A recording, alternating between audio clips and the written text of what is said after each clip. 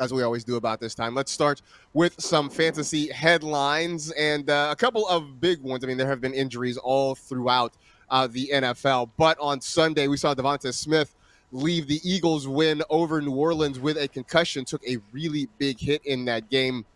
Dallas Goedert had a huge day. But we'll see what the status is going to be for Smith going into this week. We know AJ Brown's still dealing with an issue. Like, he may not play next week. We will see about that as well.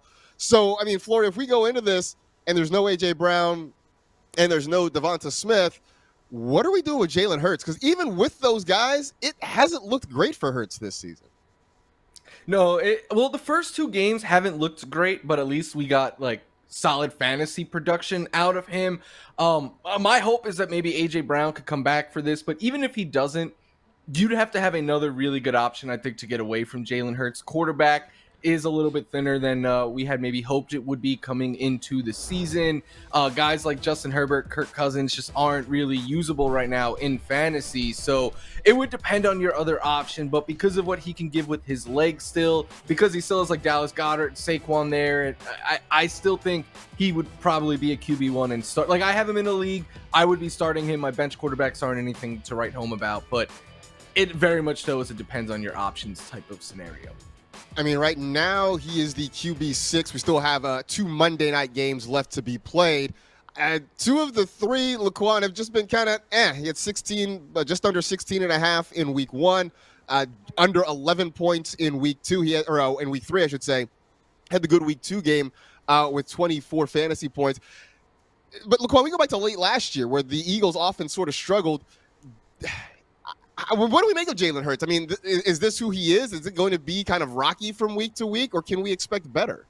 It's going to be rocky as long as this Eagles offense has injuries. You know, A.J. Brown is a huge piece to that offense. So not having him and then possibly having a concussed Devonta Smith, possibly missing a game next week against the Bucs, it's going to be hard for Jalen Hurts to be the Jalen Hurts that we know and love, you know, be able to get out of that pocket, roll out, and extend the plays with his legs, of course. But it's more so we're seeing Jalen Hurts struggle going out of the pocket, extending the plays, and a lot of these interceptions are just unacceptable. So when you're taking away pieces, core pieces from this Philadelphia Eagles offense, I start to look at Jalen Hurts as a fantasy asset to where it's like, I might have to bench you, dude. I might have to bench you when your team is fully healthy. Just having Saquon Barkley, unless he's catching 20 balls, doesn't really help Jalen Hurts.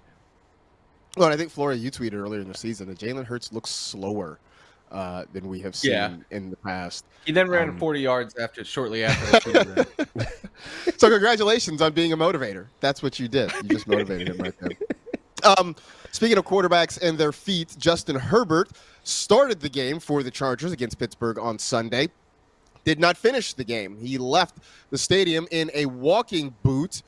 I mean, Laquan, look, the passing game in Los Angeles, I almost said San Diego. The passing game for the Chargers has not been great.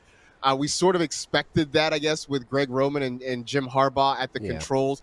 But now, if there's no Justin Herbert, can we start any Chargers? And I even include J.K. Dobbins in that, because if there's no Justin Herbert, if I'm a defense, do I just scheme to take away the run game and force the Chargers to beat me through the air? I think you still start J.K. Dobbins. This resurge isn't by accident. The dude's balling. He's efficient. You could stack the box all you want. He's one of those guys that can get through those tackles. So I'm definitely thinking about the other options, the pass catchers, and I'm not quite sure. Like Quentin Johnson, QJ, he's going out there balling out right now, but 2 of his touchdowns are on blown coverages. So I'm not really sold 100%. And if you take Justin Herbert out of that equation, I'm not too sure what this passing game is going to look like. It's already low volume. It's already a little bit boring through the air. But you're taking out the captain of this offense in Justin Herbert, so I'm not quite sure if I can depend on a Ladd McConkey. I'm not quite sure if I could depend on the Josh Palmer or where he's at, and, you know, in QJ. So it's looking at, you know, the rest of the pass catchers that I'll probably sit and look for other options and pivot to other positions at the flex position, because none of these guys are your wide receiver 1 or 2. So J.K. Dobbins seems like the safest bet if you're going to be looking at these Chargers players in your starting lineups. I mean, real quick, Florio, Quentin Johnston, real or mirage? I think he's real. I was saying he was real last week. I was a believer of his both coming into the NFL draft, and I kept saying all summer not to write him off. But what I think he's real is, one, he is massive, so he's a good run blocker, so that keeps him on the field a whole bunch. Plus, he is their go-to guy in the red zone. So that alone also, look, if Justin Herbert sits next week, yeah, I think you get away from QJ. Even if he plays, you might want to get away from him because the Chiefs secondary is still really tough. And who knows how Herbert will look. But yeah, if I picked up Quentin Johnson in a number of leagues last week, and I'm feeling good about it. There's not many players that'll hit off the waiver wire with a chance to be their team's wide receiver 1 and top target, and he clearly has that opportunity. So far, the passing game is Quentin Johnston, Ladd McConkey. They both have 10 catches. Johnston, a few extra yards and a couple more touchdowns, but it's going to be low volume pretty much all year long.